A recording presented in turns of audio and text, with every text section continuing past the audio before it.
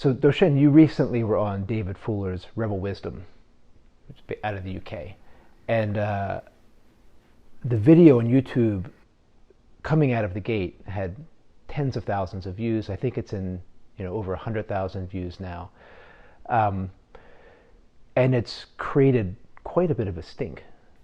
And if one goes through, as I did, goes through the comments, it's amazing how much vitriol and nastiness is there. A lot of it directed towards you. Mm-hmm. And people saying that you're a phony, that you're a fraud, that your laugh is fake. There's no such thing as an integral Zen, or as a Zen master, which I think you would actually agree with.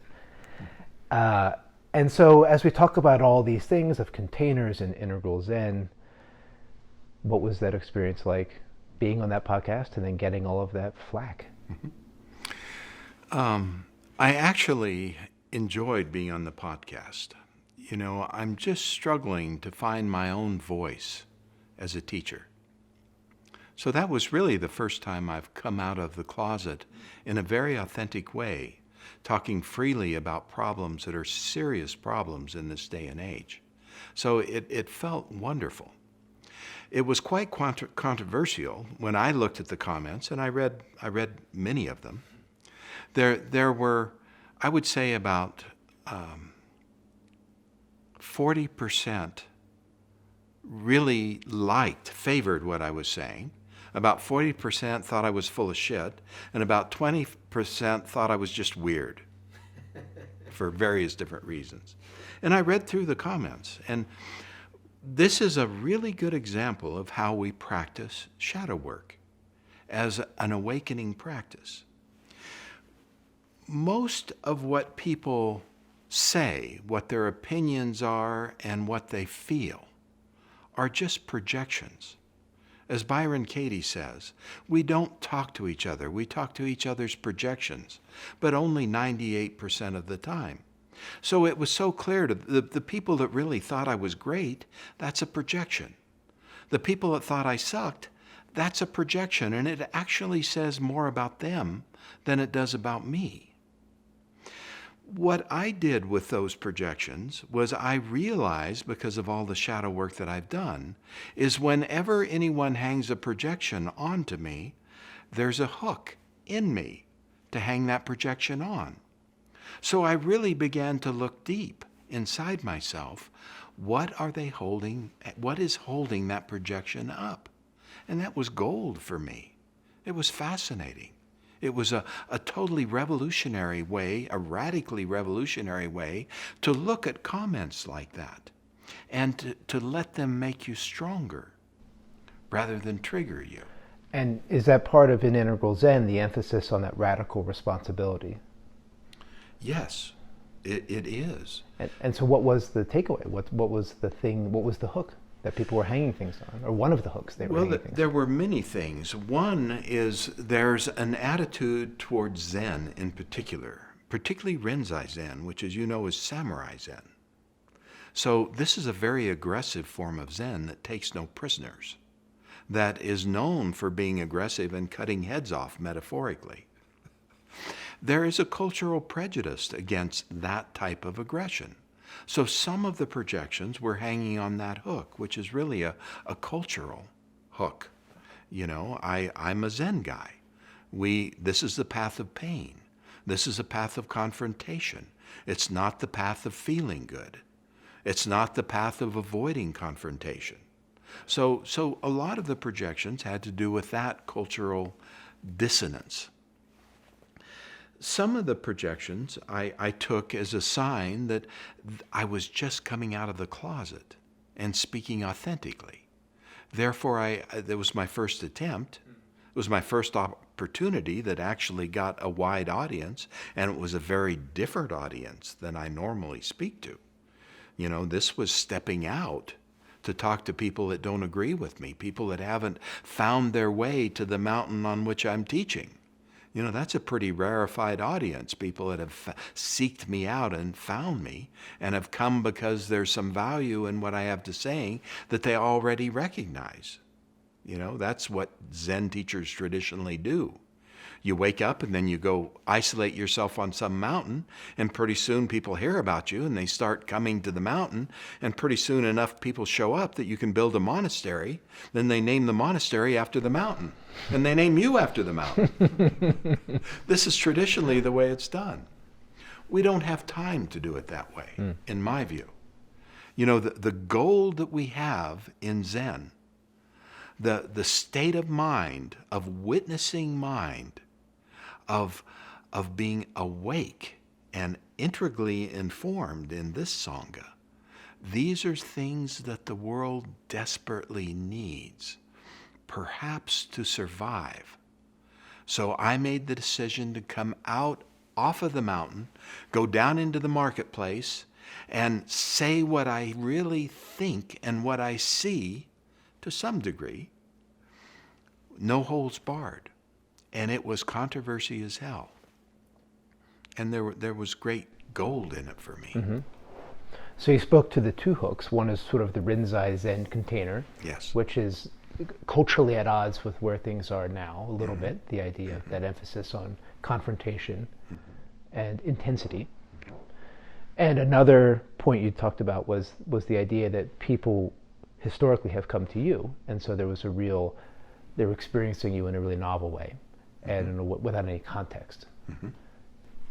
It seems that one of the hooks, based on the comments, was a perception that you were being inauthentic, which is somewhat ironic to me, because I know you as being someone of sort of ridiculous authenticity. Radical authenticity. But I know you, and I've known you for many years. So what was going on there? People that perceived you as being inauthentic. You know, I'm not really sure on that one. The jury's still out. I'm still examining it, because I found that to be totally interesting. You know, I go out of my way to be authentic. I felt personally that I was being very authentic. You know, I have a way of laughing. This is actually a practice that my teacher brought into Hollow Bone Zen, of which Integral Zen is a part. It's called the practice of sacred laughter. And I love the way he used to articulate it in the old days when he was a little more fierce. He's softened, which is necessary, but I miss the old Jumpo. He would say the first thing you have to do is pull your head out of your ass. Sit down, shut up, and don't move. What more instructions do you need? That's Zen. That's Zen. I love that. Worked for me. It worked perfectly. It doesn't work too well anymore. And you don't teach that. I don't teach that because it doesn't work. Right. But in a way, I do teach that, and so does he. It's just a little more watered down. One of the things that goes with that teaching is when you realize that your head is up your ass, you have to learn to laugh at yourself. That's the only authentic thing to do. So some people hadn't gotten the joke yet. And the joke is very simple. I take myself so fucking seriously all the time. Don't you? Of course. And every time somebody shows that to me, I just start laughing at myself. I get the joke. And I return to this state of awakening with eyes sparkling, like your eyes are sparkling right now. You get the joke. People that don't get the joke don't see the authenticity in it. They take offense at the joke. Because what I'm marrying for them is their own inauthenticity, which they're projecting onto me. That's what I saw happening to a large extent. And I really looked for places where I might be inauthentic, because you know how I feel about inauthentic people. They really bother me, which means there's something inauthentic in me. And I'm still looking for it. I'm wondering, too, if there was something, since you had never done the interview before, in that way, if there was something to the conversation being a little bit inauthentic, something as simple as that, and that you weren't actually sitting and talking to David the way you might if you were having a cup of coffee with him. Well, that's true. And I didn't know David. That was the first time I'd ever met him. We went right into that interview. So we didn't have any, there was no foreplay. It was just right into it. And the conversation I'm having with you, I know you. You know me. We know each other very well. We could have an authentic conversation. We know where the boundaries are. So that was true. In that situation, jumped right into it. It was very new to me, and I was feeling my way. What can I really get away with saying? How intense can I really be? And I said, fuck it, I'm just going to be intense. And obviously it worked to some degree. Well, something I happened. mean, people are watching it, even if 40% aren't particularly It's liking it. controversial. Yeah. And if somebody wants to really appreciate whether I'm authentic or not, they should come to a retreat that I lead. There will be no doubt in their mind whether I'm authentic. And to me, authenticity means that you're willing to be open, honest, and vulnerable, and real. And I invite people, everybody I'm working with, to make this commitment with me, to be both open, honest, vulnerable, and real. And if they notice I'm not being authentic, if they notice I'm not being open, honest, vulnerable, and real, they can bring it to my attention and I will correct it. Now that is fucking authenticity. Mm-hmm. Yes, because I've heard, in fact, I worked for an organization a few years back who their mission was to be open and honest. And without that third piece, open and honest could be that, I really think you're an asshole and I don't like you. Well, there we go. I was open and I was honest. I've honored the mission statement. Exactly. So it seems to me that third piece, that vulnerable piece, Yes. which is, I Yes. think you're an asshole, Yes. and I'm afraid of you. So Because my father was an asshole, or whatever the vulnerability was. this is really deeply important. In one of the forms of shadow work that I've been trained in, which is Hal Stone's voice dialogue process. Hal Stone was a Jungian analyst that decided he didn't want to do psychotherapy anymore because there were too many rules. He couldn't really help people. So he developed this process of voice dialogue, which is a brilliant form of shadow work. And he's the one that pointed out that transference and countertransference is a therapeutic modality. This is what Jung brought to the table. And Jungians understand this and they use this. And just briefly explain transference and countertransference. It's projection. Uh-huh. Let's say that you're my teacher, and let's say you're my martial arts teacher, and I think you're great. I project my Bruce Lee onto you. And then I do everything you tell me so I can be like Bruce Lee. That's a projection. In some of the men's work I've done, we say, if you spot it, you've got it. So if I spot Bruce Lee in you, I've got the potential in me. Let's say I'm a Zen Roshi, and you think I'm the Buddha. Now, I know you don't. And I've given you ample reason not to. I've never met the Buddha. None of the teachers, including my teacher, who I love dearly, is the Buddha. But you projecting the Buddha onto me is transference. Mm-hmm. Me projecting no Buddha onto you is countertransference. Both are projections. I have to look at you and see the Buddha.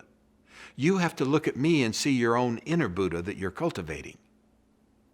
I have to look at you and see the Buddha that I'm trying to help manifest. This is really important.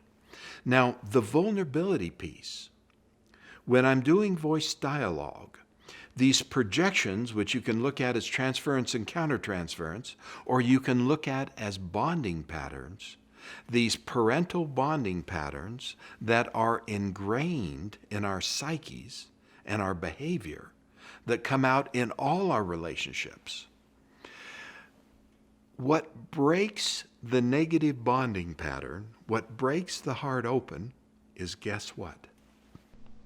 I'm going to go out on a limb and say vulnerability. Oh, brilliant. Brilliant. That was an insight, not a guess. It is vulnerability that breaks the heart open. So it breaks that fighting with each other. You think I'm an asshole. I think you're an asshole. You think I'm inauthentic. I think you're inauthentic. We can both be radically honest and open, but there's no vulnerability, as you were pointing out. Therefore, there's no breakthrough. There's no heartfelt connection. There's no way to end the war. And own the projection, yeah. And own the projection. And this is what's happening in the culture wars that are manifesting themselves. Nobody's learning. Nobody's examining themselves and looking inside at their own vulnerability. What am I projecting onto you? What is Green projecting onto Trump? What is Trump projecting onto the liberals? That's where the gold is. And I have to be vulnerable to admit it. And in your view, then that's what helps stop the wars. Yes. Both within and without. Yes. So the culture wars, which are a war, I mean, they're a war in a very literal sense in some ways. The way out, or one of the ways out, is acknowledging and owning the vulnerability in my position that I'm holding. And here's the rub. The culture war is one culture against another. Can cultures be vulnerable? Not that I'm aware of. No. This is where it's really important to understand the difference between a whole human being and a whole culture, or what Kessler talked about as holons. My favorite quote in graduate school is the only difference between a culture and a psychosis is the number of people involved. That's one difference. Cultures don't have a dominant monad. They don't have independent volition. They don't have a mind that can make choices and take responsibility. All cultures are grammatical sets of rules, like deep grammar in language. In fact, cultures are language. What cultures or groups have, a collective holon, is a dominant mode of communication. They have a set of grammatical rules that they all follow and adhere to. They have no capacity to make decisions as a whole. So this is really important. There's this belief propagated by Thich Nhat Hanh, the second turning is most likely the Sangha, that there's an implication that a group of people can awaken. Only individuals awaken. Only dominant monads awaken. Only dominant monads can be vulnerable.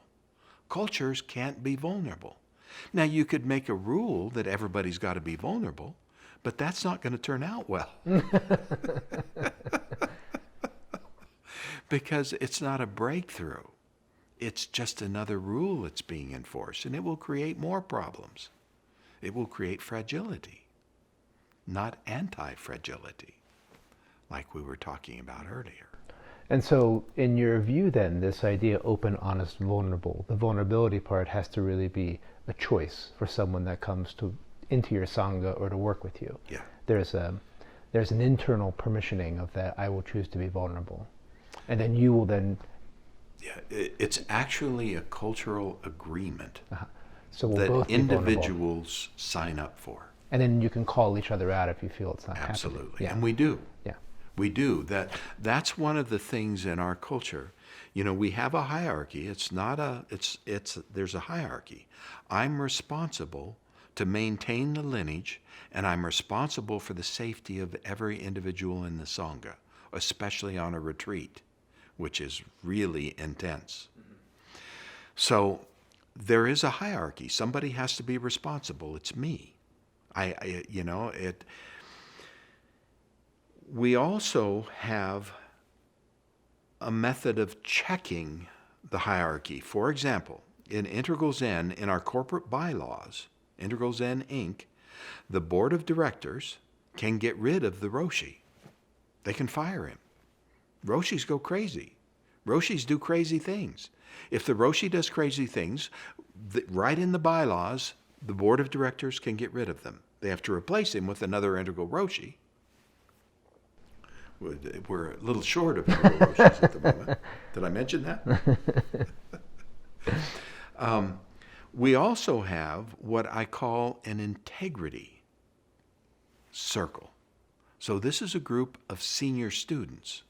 So let's say that you accuse me of doing something.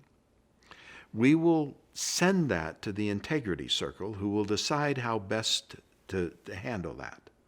One of the ways that we found effective to handle that is if you're accusing me, let's say you're accusing me of being inauthentic.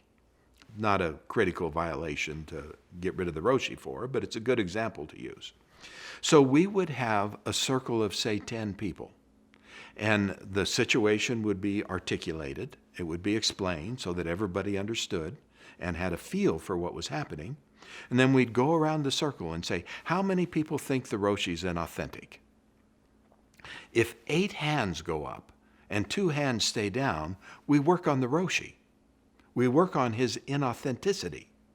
But if only 2 hands go up and 8 hands stay down, we also know it's a projection, and we know who's being inauthentic, and we know where to work on the inauthenticity. Which is the 2 that raised their hand. It's the one that was making the accusation. Right. That's where the projection is. The 2 that raised their hand might just be confused. We don't have enough data to think that they're inauthentic, although they'd be suspect. But we're really dealing with the one who made the accusation. So this is a way to bring a healthier hierarchy into an organization and accountability without throwing the baby out with the bathwater, where everybody has an equal say. Absolutely. Right. And it works. And we learned it worked by trial and error. And it was the last thing I wanted to do. You know, me being that vulnerable when I'm still trying to be the lineage holder and the authority, and me showing my vulnerability. You don't see my teacher doing that, do you? You don't see his teacher doing that. It is not comfortable to do that. And you have to do so in a way that maintains the integrity of the position, which Absolutely. sounds complicated. It's really complicated. And you've called me on this a few times. You've saying, you know, you're self-deprecating yourself. You're a little too vulnerable. And you were correct. I learned from that. I heard you. You know, you lose the regality of the lineage holder position if you're too vulnerable. And you have to be careful who you're vulnerable with. Only be vulnerable with people who are committed to being vulnerable themselves. If I'm as vulnerable as I was on this interview with Rebel Wisdom, you get all these crazy fucking projections. And some of them, you know, I took seriously, and some of them I didn't. But I looked at all of them. Without doing shadow work from awakened mind, at least from witnessing mind, you can't do fucking shadow work, because you never get at the real issues, because you're not bearing witness to them. You have to do it from awakened mind. A lineage holder, it's not me saying that I'm a Zen master, it's my teacher saying that my awakening is adequate. Not perfect, adequate to be a lineage holder. And what you're saying is that allows a perspective on the self to be taken when you're doing shadow work, that allows it to be not only more efficient, but that you don't get lost in the shadows and thinking that they're real. So, yes, that is, of course, what I'm saying. And let me see if I can say it a little more clearly. Yeah. If I realize the deepest truth of who I am, which is vast, empty, silent, unopinionated awareness that has no need for hope, I'm not filtering anything out. I'm not projecting anything into what is. I'm only dealing with what is arising in this moment. Now, as Roger Walsh, one of my dear friends, who's a psychiatrist that has a deep spiritual practice, says, everybody has shadows. Spiritual teachers, Zen masters, Tibetan Rinpoches, everybody has shadows. So doing shadow work becomes a form of spiritual practice in integral Zen. This is a form of deep spiritual practice that we take very seriously from awakened mind. So that's one aspect. That's the integral lineage holder. You must have a lineage holder. You must have a container that has a lineage holder to do the kind of shadow work that I needed to do, that everybody really needs to do. No other water will quench your deepest thirst. So that's one aspect. You must have the practices that have been created in the forge of a container that doesn't have people that leak the container.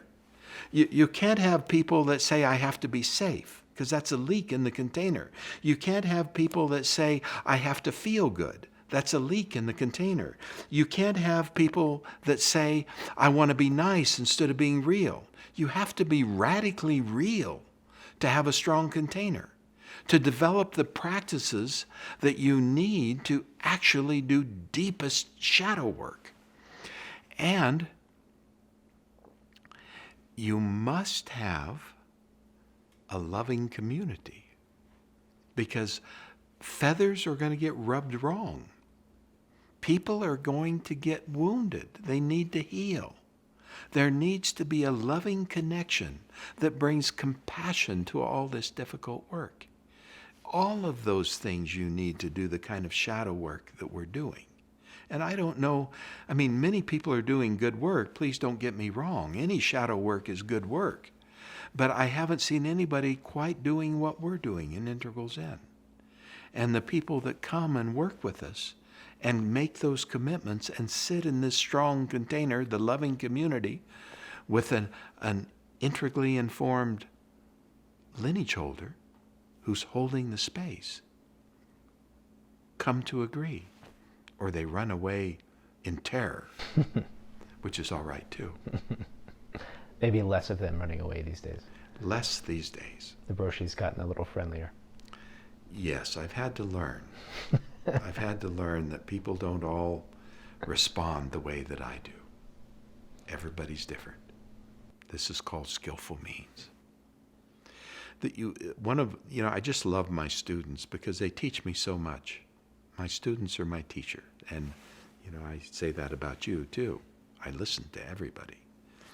One of my students came up with a new term called skillful inflexibility.